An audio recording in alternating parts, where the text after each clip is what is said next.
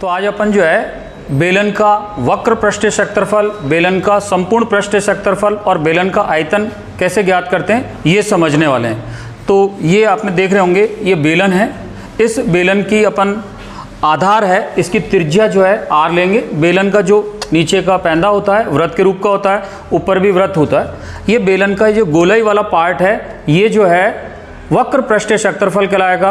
और यदि मैं इस वृत्त का और इस वृत्त का क्षेत्रफल यदि इसमें जोड़ देता हूँ तो ये बेलन का क्या हो जाएगा, संपूर्ण पृष्ठीय क्षेत्रफल।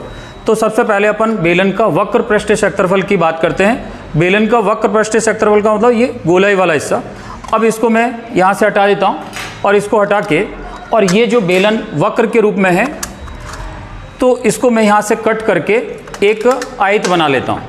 जब मैं इसको आयत बनाऊँगा तो ये जो आयत की लंबाई है वो वृत्त की, ये जो वृत्त बन रहा था, इसकी परिधि इस आयत के लिए लंबाई का काम करेगी। और वृत्त की परिधि कितनी होती है, 2 पाई r। तो ये वाली जो है इस आयत की लंबाई जो है वो तो हो जाएगी 2 पाई r। तो ये जो आयत बन रहा है उसकी लंबाई तो कितनी हो जाएगी, 2 पाई r।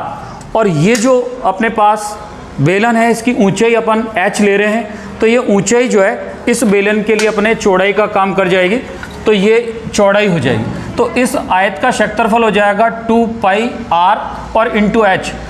आयत का क्षेत्रफल होता है लंबाई इंटू चौड़ाई, तो इसका क्षेत्रफल हो जाएगा 2 पाई r h। इस वक्र पृष्ठीय क्षेत्रफल, इसका मतलब ये जो आयत का क्षेत्रफल होगा वही अपने लिए इस बेलन का वक्र पृष्ठीय क्षेत्रफल हो गया। ठीक, क्लियर। तो वक्र पृष्ठीय क्षेत्रफल कितना हो गया, 2 पाई r। अब इसके ऊपर भी अपन जो है वृत्त बनता है, ये इसके ऊपर वृत्त लगा दिया जाए, ये ऐसा वृत्त लगा दें तो वृत्त का क्षेत्रफल क्या हो जाएगा, पाई r स्क्वायर। एक वृत्त ऊपर लगेगा और एक वृत्त नीचे लगेगा। ये वृत्त यदि ऐसा लगा दें तो ये पूरा संपूर्ण जो है बेलन बन जाएगा।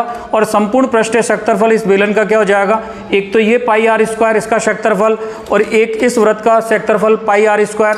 तो अपन ने लिखा है कि पाई r square plus pi r square, दो वृत्त हो गए तो ये 2 पाई r स्क्वायर। और ये वक्र पृष्ठीय क्षेत्रफल अपन ने लिखा था 2 पाई r h। तो इस पूरे बेलन का यदि अपन संपूर्ण पृष्ठीय क्षेत्रफल की बात करें तो क्या हो जाएगा, 2 पाई r h, ये तो वक्र पृष्ठीय क्षेत्रफल, और ये 2 पाई r स्क्वायर, ये दोनों वृत्त का क्षेत्रफल।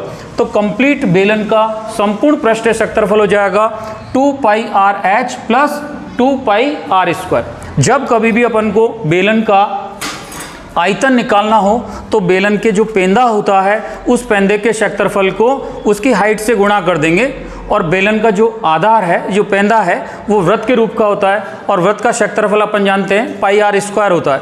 अब जब इस पेंदे के क्षेत्रफल मीन्स वृत्त के क्षेत्रफल को इसकी ऊंचाई से गुणा कर देंगे तो इस बेलन का क्या आ जाएगा, आयतन। और वो आयतन हो जाएगा पाई r स्क्वायर इंटू h।